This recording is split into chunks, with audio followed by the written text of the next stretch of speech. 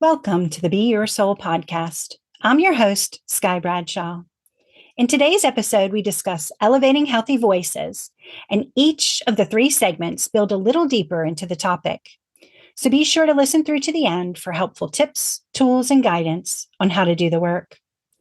In the Skylight segment of today's show, we invite our healthy voices to flow with chaplain and award-winning author and editor, Wes Isley.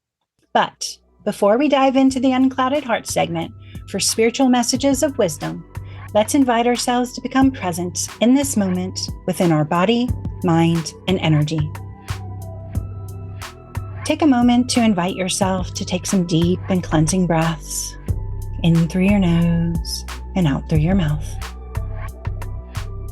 And in through your nose and out through your mouth. And as you breathe in through your nose and out through your mouth, open up your energies to relax, relax, relax, relax. Relax, relax, relax, relax. Relax, relax, relax, relax.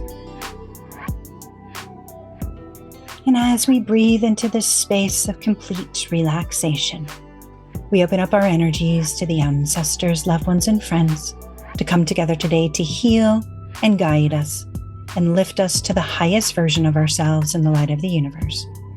So we may hear what we need to hear, know what we need to know, connect how we need to connect, and be what we need to be for our highest and best good and the highest and best good of all involved, as we open up space to give and receive.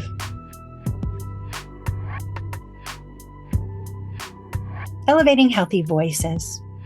Speaking our truth in a healthy way is one of the most powerful acts we can do. It's a way of expressing who we are, what we believe in, and how we see the world. But how often do we stop and consider how we're expressing those thoughts? Are we speaking with the intention to uplift, to connect, to heal? Or are we allowing our words to be guided by frustration, fear, or anger? When we choose to speak our minds, we have a responsibility, not just to ourselves, but to the universal collective. The words we use have power. They can build bridges or they can burn them. They can inspire or they can wound. The key to unlocking the positive potential of our voice lies in our approach. Speaking equally with both honesty and compassion is imperative for elevating our voice to the space of being heard. Honesty means being true to yourself, standing firmly in your beliefs, values, and soul purpose, while keeping love at our core. It's about being authentic, feeling free to express your truth, even when it's challenging.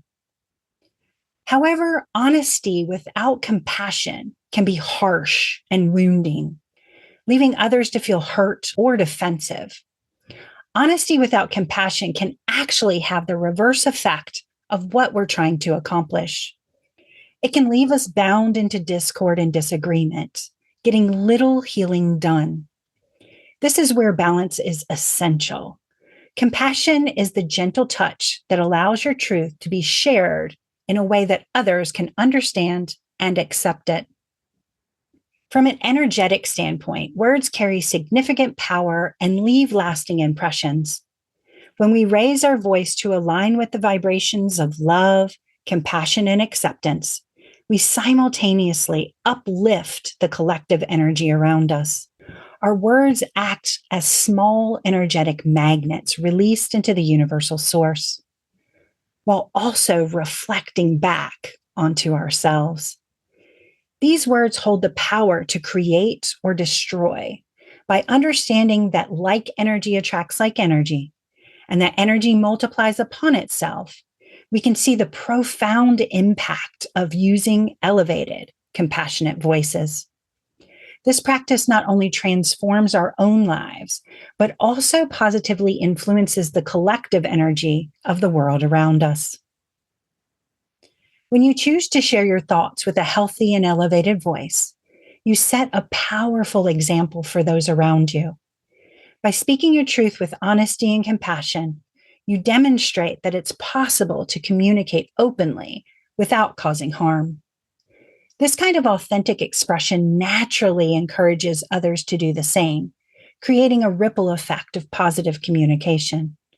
When people see that sharing their voices in a respectful and kind manner leads to deeper connections and greater understanding, they're more likely to adopt this approach in their own lives. In this way, your actions not only uplift those directly involved in the conversation, but also inspire a broader cultural shift towards more mindful and compassionate dialogue. It's also important to remember that speaking your mind doesn't mean silencing others. In fact, it's quite the opposite. When you express yourself with compassion, you encourage others to share their own truths, creating a dynamic exchange of ideas and perspectives. This is how we learn from each other, how we grow together. When we approach conversations with the goal of mutual respect and growth, we invite others to do the same. This kind of communication fosters deeper connections, stronger relationships, and a more harmonious environment. So, I invite you to make this choice consciously. Next time you feel the urge to speak up, do so with kindness. Let your words reflect the love within you. Speak your truth, but do it in a way that invites others into the conversation rather than shutting them out. By making the choice to express ourselves in this way, we contribute to a world where communication becomes a tool for connection rather than division. We become the catalyst for a community that values every voice, every story, every truth. Production of the Be Your Soul podcast is made possible in part by Tarot by Sky, because it's your future. Tarot by Sky offers intuitive tarot and energy healing sessions, as well as life coaching, classes, spiritual guidance, and more. Offering sessions via Zoom, email, phone, or in the office in Greensboro, North Carolina, Sky is ready to help you turn change into growth. Book your session today on the web at tarotbysky.com and find her on Facebook and Instagram at Tarot by Sky. Today, we're thrilled to welcome chaplain and award-winning writer and editor Wes Isley to the show. Wes is a writer, chaplain, and pagan and interfaith minister with experience in grief workshops, LGBTQ pride events, and the spiritual dimensions of racial justice. They currently serve as faculty mentor with Cherry Hill Seminary, as a spiritual advisor for Star King School for the Ministry's chaplaincy program, and as congregational chaplain for Sacred Well Congregation. Wes is also a cherished friend, and it's a true honor to finally have them on the show. Thank you so much for being here. Hi, Sky. Excited to have you. I'm excited to be here.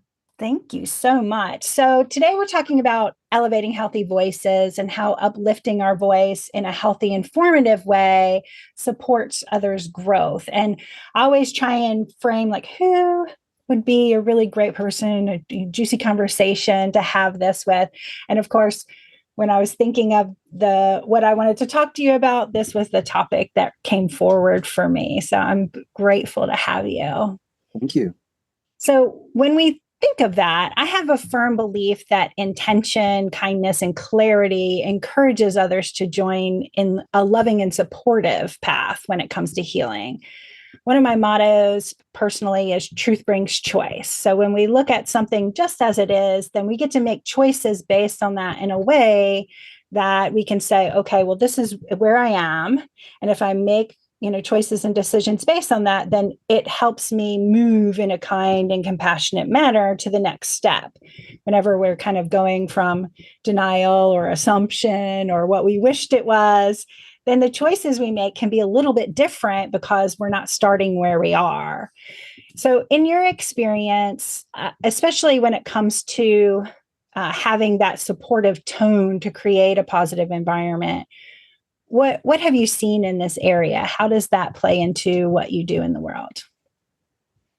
Well, that's a huge question. Oh my goodness. And I can think of so many examples. One of the first ones that comes to mind is an experience I had working as a hospital chaplain outside of Charlotte. And this is not easy doing this, elevating your voice to a place of health and compassion and empathy is a challenge. Mm-hmm. If it wasn't, we probably wouldn't even be talking about it, right? Right. So, but I was thinking of a instance in the hospital where there was a married couple, and I knew that they were a Christian, and which was fine. We were having a great conversation about just mundane things, and the wife was the patient, and then the husband started asking me a lot of religious questions, which that's fine. I'm the chaplain. And then he asked me like about my theology and everything. And so I knew that this conversation was going in a different direction than one maybe that I was completely comfortable with. And I Mm-hmm. became a little suspicious of what his motives might be and so on. But I answered him truthfully. And I thought, well, I have nothing to hide. Mm-hmm. I'm going to be honest. I'm not going to be defensive. And so I answered him. I said, well, so his question was, are you a pantheist? Which was a very odd question, very specific to get Right. in Gastonia, North Carolina. So I thought, okay, so he knows more than he's letting on or whatever. I said, yes, I am. And I happen to be pagan. And I talked a little bit about how that worked in the hospital and how we ministered to people of all faiths, regardless of what our practice was. He didn't respond positive to that, but that's okay. It was important for me to just be open to how this was going to go and not Mm-hmm. try and control the outcome, which is what a professional chaplain should do. So we talked a little bit, and then I could sense he was uncomfortable. And I said, well, if I know that you have asked for prayer, if you are not comfortable with me leading a prayer, that is okay. I wanted to give him that out. I Mm-hmm. said, I'm happy to have one of our Christian chaplains come and visit you and your wife if you would prefer. And so that allowed, you mentioned choice, right? It allowed him Mm-hmm. to have a choice in this matter. It wasn't me coming in and forcing myself or my theology or anything on them. And so he says, no, that's okay. That won't be necessary. And my goal at that point was to leave, if at all possible, with him having had a conversation with a chaplain who happened to be pagan. And it wasn't scary. It wasn't Right. weird. I really wanted to, let's normalize this. Mm-hmm. I don't know what he thought when he left. It might have, who knows, right? Right. But I did all I could to try and make that a positive encounter for him. And again, it wasn't even about him. There were things I could have done looking back now to try and recenter the encounter on his wife, who is the patient. And that's sort of one little regret I had, is it kind of became about him and Mm-hmm. our conversation and not about his wife. But it at this point it is what it is now. So, but Right. I learned something from that too, and I hope he did as well. And I think, one of the things that we look at when we have these kind of like awkward but still trying to be healthy conversations with people is we don't get to know. We don't get to know if, later down the road that made a difference in his life in a greater way. We don't get to know. But we certainly can say, like, if I showed up in my center, if I showed up with love and compassion and empathy in my heart, if I showed up, in authenticity, then I have to have faith that that was exactly what needed to happen. I didn't clap back. I didn't pick up the rope and start the tug of war. I just stayed in this positive, beautiful, neutral center. I call it, neutral positive position of, like, just what it was in that moment. And really, for, The ego wants to know there's some grand story where his life was totally changed. But like the truth of that is, like, sounds to me, you not only were exactly what you needed to be in that moment, but then gave reflection for you to be able to say, okay, well, next time I will be more skillful in this area as that goes forward. And I think that's, the exercise that we do at the end, we'll talk about that to people, how we give ourselves that chance to become more skillful in our compassion, in our grace. Like, if we're judging ourselves, and we're not approaching ourselves with compassion. So, all have to be present and just have faith that it was exactly what it was. Yes. And I'll add too, that there was an interesting dynamic between he and his wife. She spoke very little, which may or may not have meant anything, but there was definitely I detected some tension between the two of them. And, had I been able to stay longer, perhaps I could have learned more. I mean, that's just my curiosity. It doesn't mean it had anything to do with the visit, but there was something else there. And I often thought, I wonder if after I left, they had a conversation between the two of them that might have been beneficial for the two of them as a couple. So, I'll never know. And we're not meant to, unless it comes back to us. So how do you feel we can help cultivate deeper senses of compassion when it comes to voicing our thoughts, especially in those challenging conversations, so that way we can support our own personal development as well as the overall spiritual truth, that we hold within ourselves? How do you feel, like, what's a nugget that helped you get to that point? Because obviously some people are born really compassionate, but then the work that you do calls for you to just keep coming back to that place over and over again. And so, what was the most powerful tool you used to help, or the biggest way that was supported in your own world when you were, I don't want to say learning your skill set, but honing your skill set, I guess, is what it is. I think it really comes down to putting yourself in someone else's shoes and having empathy. And while I think, when you talk about something like chaplaincy, I think some folks are, cut out for that work, and maybe some folks aren't, and that's fine. But I think everybody can have empathy for other people. And it's not a one and done. I still have to practice empathy for others every day because there are people that I don't like. And but if you're, if you're just an average person going about your day, and you have family or friends or coworkers or neighbors, whatever, I think you can always practice empathy.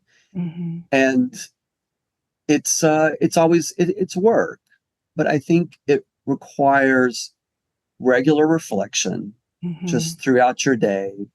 And it requires the ability to take a step back before you react to something and try to imagine what it must be like for that other person. Right.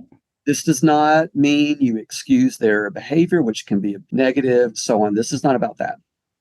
It's about trying to hold your own boundaries, hold your own sense of worth and importance. That's very important.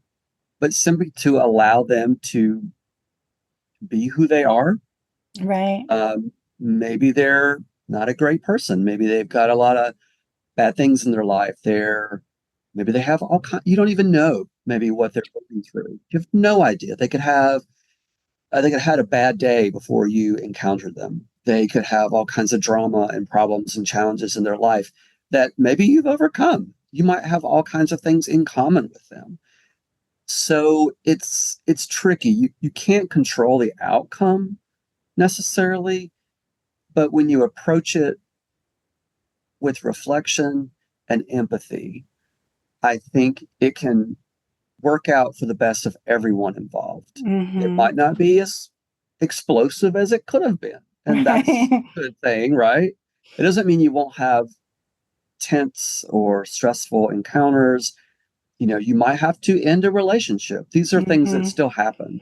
But what's important is you have come to this encounter with the best self that you're able to muster in Yeah. that moment. And that's all any of us can do in the moment.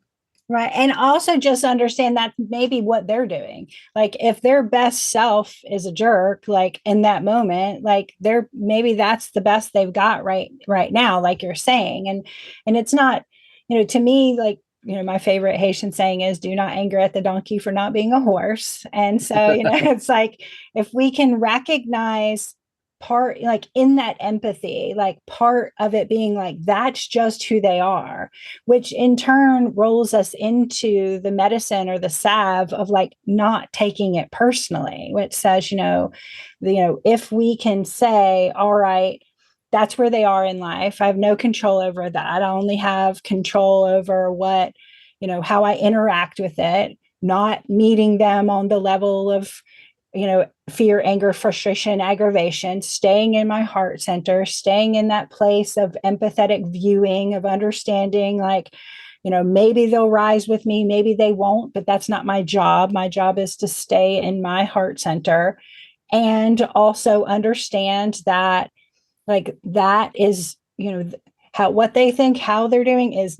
not mine. It's not mine to take on, and it's not mine to honestly, it's not mine to heal and it's not mine to hurt over. So it's just, if I stay in my presence, then they can choose what they do. Truth brings choice. They can decide, like, if I am being this heart centered, whole, best version of myself, and inviting them in through this conversation by using empathy and seeing that, there's 1,000 different ways to do this, then their choice is what they do with it.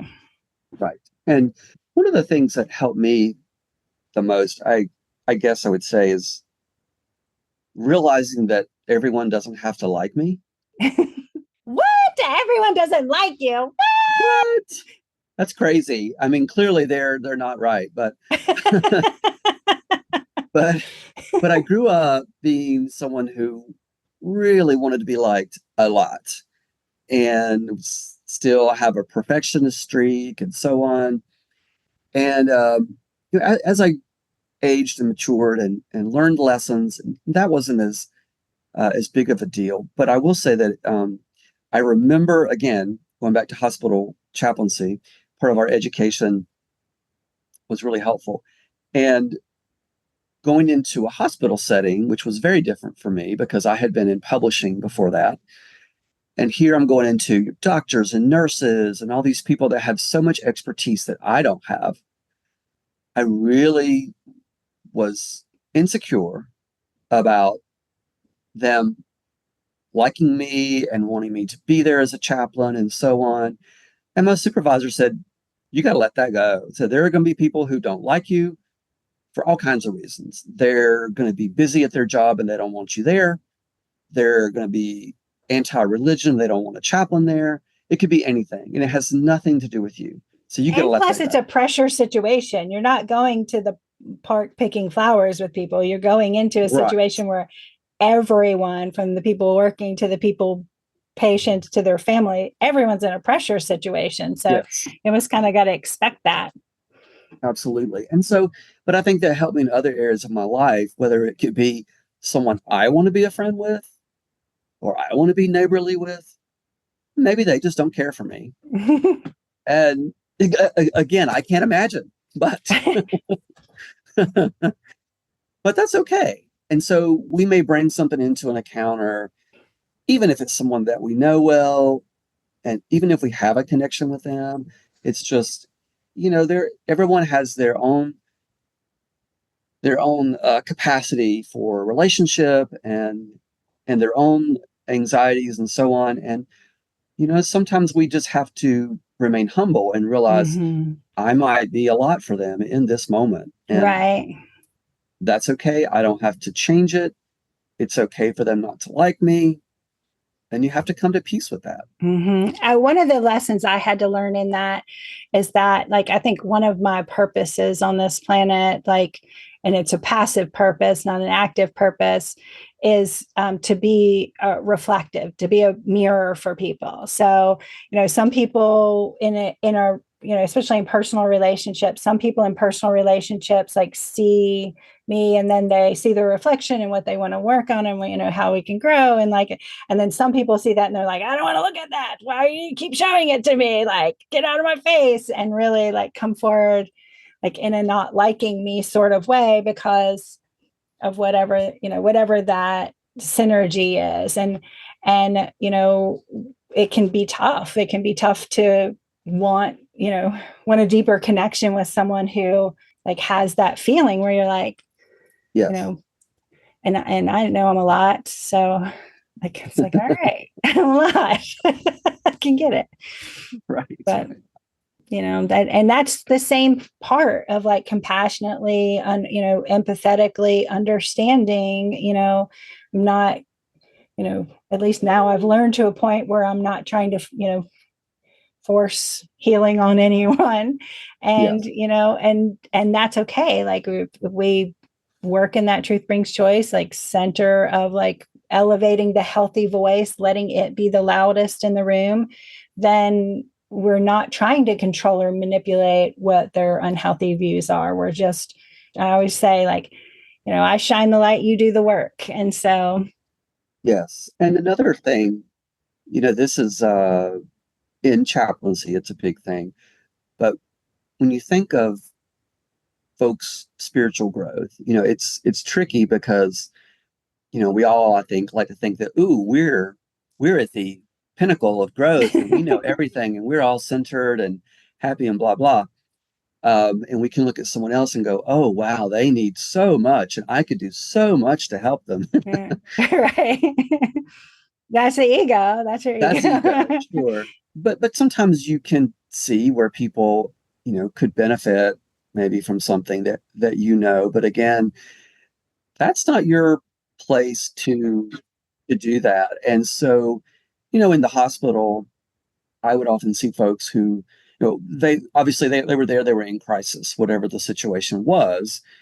And if you take something like someone's death, a family member's death, and then they come in with maybe a spirituality that I might think is toxic or that doesn't help them grieve appropriately or healthy, I might think, oh my gosh, they need to do this, they need to do that. But in that moment, that's not my job. I Right. can't come in for maybe, at the most an hour Mm-hmm. and change their theology and change Mm-hmm. 40, 50, a lifetime of toxic theology or religious trauma or whatever you want to call it. Mm-hmm. It's, my goal in that moment is simply to be there with them and try and listen and provide them a little bit of, I don't know, grace, if you want. That's kind of a Mm-hmm. Christian term, but I think it's appropriate. Mm-hmm. And that's all you can do because I'm never going to see. In that case, I'm never going to see them again. Right. And yeah, and that is meeting them where they are, which says like, in the sum of their parts with what they have to work with in this moment, how do I hold compassion and empathy in how we're connecting? And Yes. like there are times where we're adding or taking away from the sum of their parts, but in certain situations it's that sort of, I think that kitschy term is like holding space. It's like that, looking at what they have and honoring that and with compassion and empathy in those spaces. And I think we can also use this with, family and friends as well, because especially if you have someone you just adore, a sibling or a close friend, and maybe you see them doing things that you don't like or that is going to be bad for them down the road, or someone's just not making good choices. I think that that's really hard because you almost want to go, wait a minute, don't you see this? And you should Mm-hmm. be doing that. And maybe there's a place for that sometimes, depending on what your relationship is with them. But I think there can also come times when you have to look at that person, and this has happened recently in my life, and you have to just let them be. It's a difficult decision to make, but if you've said all you can say, you've tried all you can try, and they're still, they're their own person, and they're Mm-hmm. going to make their own choices, and I still love them very Mm-hmm. deeply. But it's best for me just to step back, because if I keep trying to control what they're doing and control the outcome, that's Mm-hmm. actually going to damage the relationship. Absolutely. And it's going to change the trajectory in an even more negative way because, like, whenever we're taking something and trying to force it. Right now, universally, we're working on this message. Anything forced will eventually be fixed, need to be fixed. And whenever we go in, like, it's a non-sustainable energy. If we're taking our energy to force a situation for them to be healthy, when we eventually have to step back because we can't stay in control of the situation, we can't stay puppeting the environment, then it falls apart even more because we've taken its food source away, and its food source was us, which means we're depleted and they're depleted, and that's the whole process in that. Yes, and it feels counterintuitive when you Mm-hmm. see someone who you care about and you see them in some kind of trouble. You think, oh, the compassionate thing is for me to get there and fix it. Right. But that is more about us because we think we can fix it. And the truth is, we may not be able to, no matter how much we try or how much we care. You cannot care people into a better place. And sometimes things aren't going to go well. Right. And it's better. I think it's better to let folks know that you care and know that you'll always be there if they want you. And so they know, oh, okay, I'm going to call Wes today because I know he'll be there for me. I mean, Mm-hmm. that's the ultimate of what I want for my friends and family. And then if they call me and ask, hey, can you do this for me? Then I can say yes or whatever, right? But Mm-hmm. if I'm in there forcing myself on someone, they're going to get annoyed at some point, and or I'm just going to expend all my energy. And like you say, it's going to go a completely different Mm-hmm. trajectory and could completely fall apart in the end. Exactly. Exactly. Is there anything else you want to add about elevating healthy voices, or do you have a nugget that you think people should know about this when it comes to? You've given lots of nuggets already. One thing that comes to mind is again about reflection. Is if you're dealing with difficult emotions or wanting to say difficult things, try and find some time to sit in reflection and quiet. If you're angry, if you're sad, and think about, it's not that those emotions are bad; those are fine. They're emotions. But I know when I've been really angry lately, I would reflect on it, and it enabled me to create something positive out of that anger. It's not easy to do, but it is possible. We just have to breathe, Mm-hmm. reflect, and think, okay, how can I take these emotions and instead of just feeding the fire or Mm-hmm. feeding the sadness or whatever it might be, how can I make it healthy? It just takes work. It takes, read something, write down something, whatever it takes to help you reflect. It can be anything. And I think that can be really positive. And one of the things Audrey and I were talking about before you came on was about the idea that, like, a lot of times in that space of reflection, then we realize, like, okay, I didn't even know I was being aggressive. I didn't even know that, my anger was at you instead of just anger, like I didn't, because we're in the moment of those things. And so when we take that minute to, like, breathe in, then we can say, oh, okay, I'm back. And it doesn't mean the anger goes away, or it might actually just change its name to a different emotion, once we reflect. But we honor it, but we honor it as the messenger, not the message.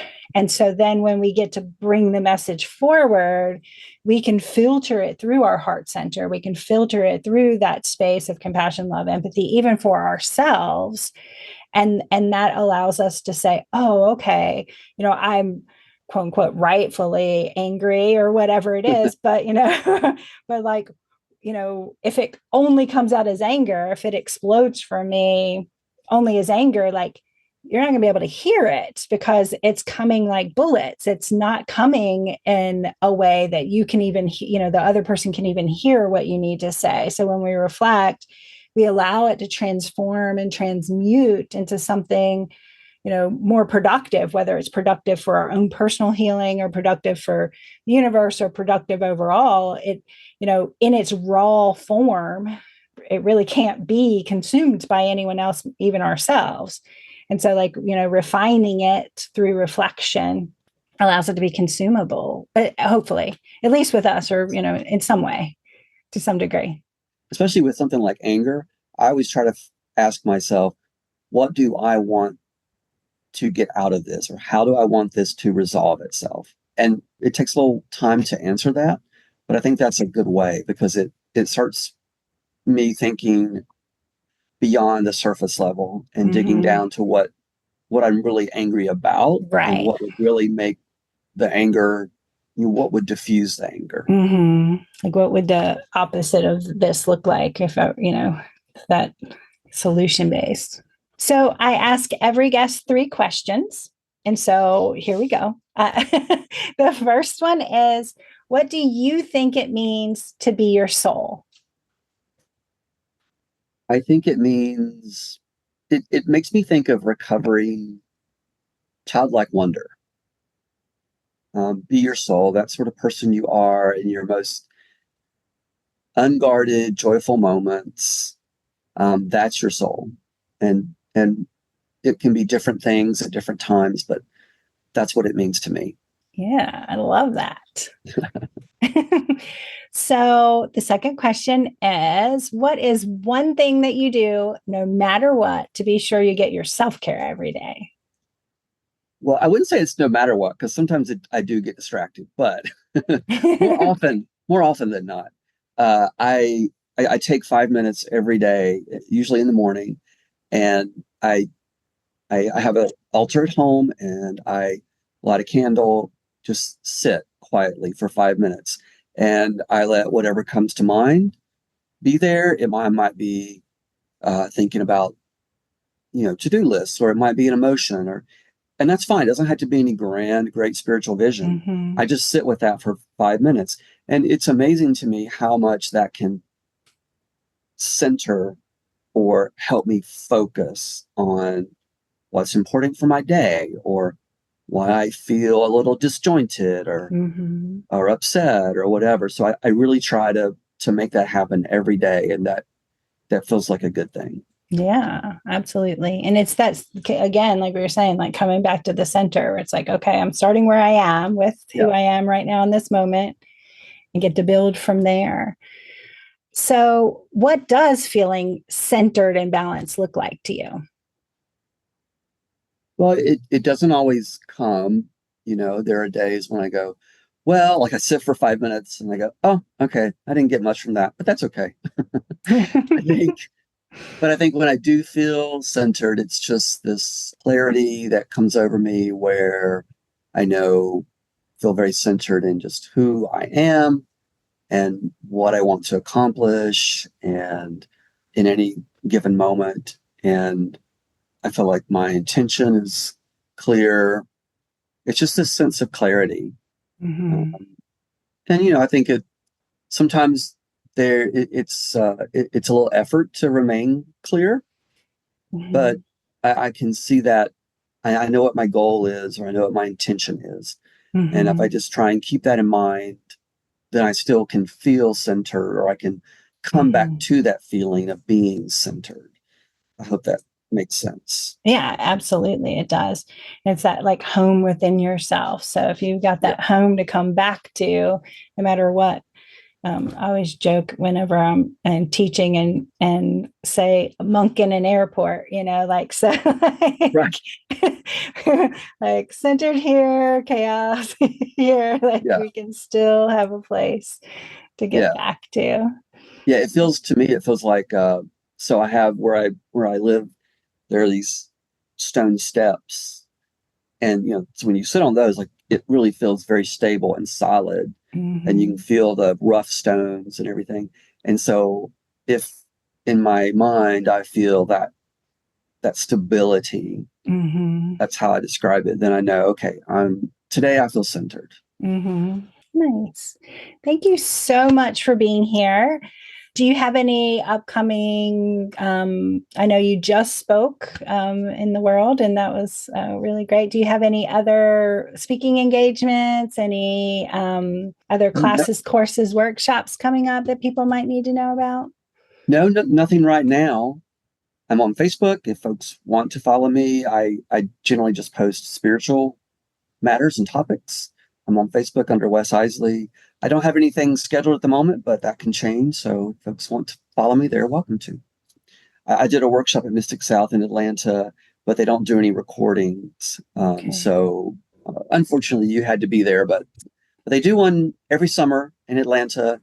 I think it's mysticsouth.com. If folks are curious about that, it's a pagan conference, which is always a lot of fun and great energy there. Mm-hmm. All right. Well, thank you so much for joining me. Sure, thank you. And it was good to talk to you again. And we thank you, dear listeners, for joining us on this journey of mindful communication and energetic awareness. Your presence here means the world, and I want to acknowledge the power of your choices each day and your choice to spend time with us. Production of the Be Your Soul podcast is made possible in part by Little Energies, a children's chakra-aligned oracle deck. Little Energies is made specifically for children to learn and support their own healthy energy system. These 24 chakra-aligned oracle cards focus on energy wellness through mantras, exercises, and envisioning. Find more information at littleenergies.com. That's LITTLEENERGIES.com. In this segment, I offer tools and guidance that I have found helpful in my practice, and maybe you will too. So let's go a little deeper. Today, we're diving into a powerful practice that can transform the way you communicate with the world. A simple yet profound check-in designed to help you elevate your voice with compassion. We all know that our words carry weight. They have the power to heal or hurt, to bring people together or push them apart. But how do we ensure our voice is being spoken with the highest vibrations of love, compassion, and acceptance? With my favorite kind of exercise, of course, a healthy self check in. This is a 3-step process that encourages mindfulness in our communication, helping us to pause, connect, and reflect to our intentions with positive energy before we express ourselves. By integrating this practice into your daily life, you'll find that your words not only resonate more deeply with those around you, but also contribute to a more uplifting and compassionate collective energy. Whether you're preparing for a difficult conversation, wanting to share your thoughts in a meeting, or simply engaging in an everyday dialogue, this exercise will guide you in using your voice as a tool for connection and healing. So, let's take a few moments together to explore how we can elevate our communication, ensuring that each word we speak is filled with the light of compassion. Of course, you may want to snag that trusty journal and your favorite writing utensil as we dive into how to connect with our healthy voice. The first thing we're going to do is pause on the thought or communication that we're wanting to engage with. Thoughts happen. It's what we do with those thoughts where we have our power. Someone once said to me, I can't control my first thought, but I certainly have power over my second. So the first thing we're going to do is pause and reflect. Before you speak, take a moment to pause and tune in to your inner self. Ask yourself, What is the intention behind my words? Am I speaking from a place of love, compassion, and truth? This reflection helps you become aware of your emotions and motivations, ensuring that your communication is aligned with your highest values. The second way to create change is connect by aligning your thoughts with positive energy. This involves taking your communication into your heart space and allowing it to be wrapped in compassion and love. When your thoughts and words are harmonized with positive energy, you not only foster a more optimistic outlook, but also amplify your ability to manifest desired outcomes. Positive thoughts and communication create a supportive environment that encourages growth and transformation, making it easier to overcome challenges and achieve your goals. It lifts your voice up to a higher vibration that is supported by the universal energy. Close your eyes and take a few deep breaths. Visualize your words as a stream of energy flowing from your heart. Imagine this energy being infused with love, compassion, and acceptance. By consciously aligning your voice with these positive vibrations, you ensure that your message will be received in the spirit it's intended. The final step is to reflect on the outcome by taking an honest inventory. This process isn't about judging whether you did a good job or a bad job, but rather about adopting an empathetic perspective. By assuring the impact of your words once they've been released into the world, you can gain valuable insights for future efforts. Consider this reflection through the lens of gratitude, acknowledging what worked and what didn't with appreciation for the opportunity to grow and heal. This reflective practice helps you connect with the energetic impressions of your experience, fostering continuous personal development. After expressing yourself, take a moment to assess how your words were received. Consider how your message made others feel and how it affected the overall energy of the conversation. Reflect on whether your words contributed to creating understanding and connection. If needed, adjust your approach for future interactions to ensure your voice continues to uplift and inspire. This simple self-check-in exercise is a profound tool for maintaining mindfulness in your communication. By regularly engaging in this practice, you ensure that every interaction is infused with compassion and positive energy. It empowers you to elevate your voice, promoting healthy and constructive dialogue while fostering a more positive and empathetic environment around you. Through consistent reflection and adjustment, you contribute to elevating healthy voices, creating a ripple effect of understanding and kindness that enhances personal connections and builds a more harmonious and uplifting world. May you be well, may you find peace, may you feel blessed, and may you be whole. If this exercise struck a chord with you, our YouTube channel is your next destination.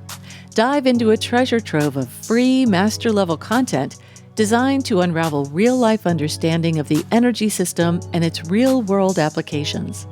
Immerse yourself in our expertly crafted videos and unlock your potential to be your soul. Don't miss out. Like, subscribe, and comment to support our podcast and stay connected for new content. For easy access to our classroom, episodes, Patreon, guest info, and more, visit our website at beyoursoul.org.